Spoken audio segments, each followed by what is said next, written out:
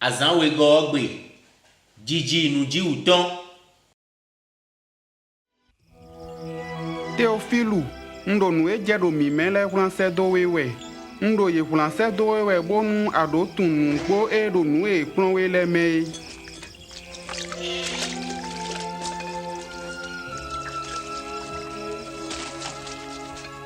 Pwe nu egusi do dada nyi we do vloma, boy lo di do akhosu nyi we do jude yo, ma wu se wen sa kun Gabriel do dio vida lo jide kon do Nazareth to home.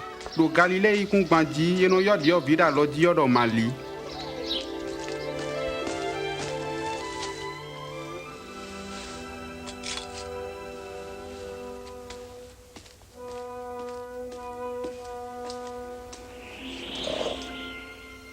Mali, madikesio, do mau jawe. Anamoko, bona tivisum dopo, bona swinkodo Jesu. Ne nous si oui mogbo. Ntusun ko a. Yesi na wati towe, ba honhom ha uton na tionwe. Ene uwe, vi anadie na ilodo, mededo vo ha uton, bona yiledo mau vi, akosu buton na vogbede a. Malidi do jude do dada ton Elizabeth igon, e lo mon koro ko hwene nu gbonu diwu ma uton kula me. Elizabeth, Mali. No viche Mali. Ma hode do jiwe hunyon lebi. Wo hode do viero koto eme olo moji. Do ense gbedo meto eleo.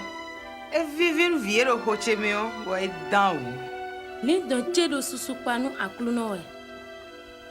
Bo mmo awajije do ma o me wlen kan to cheme.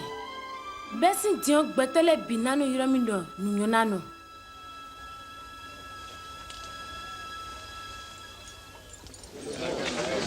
Nazareth nous l'a émis, minitundo, dada auguste de gbetaton, do yeni ha me edo, Judeko, Galileko yekumba dievi, merokoro do na ida iko doto, ede suno tome.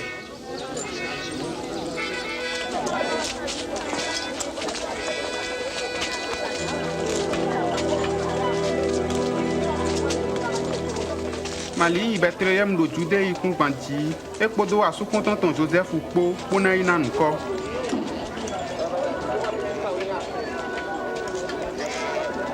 Ye ka mo teme do fie alitanu le no je e a, bo gbo wa ije gbo ko me.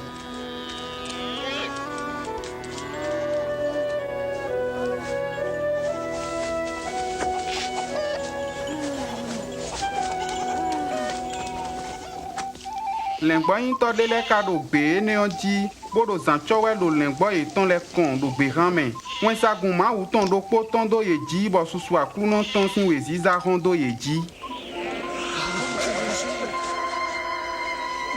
Edi, plengato do konumi egbe, do akosu David Tome, ewenyi Kristu akluno.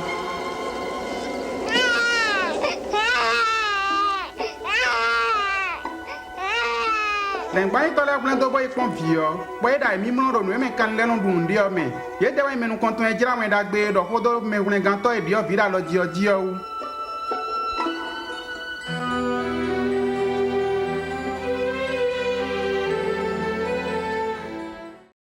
Ne ekasiku kwedo akpajire dagbe Malia dio vido aloji otogbon. Ne lengbo ito ka igbegbon.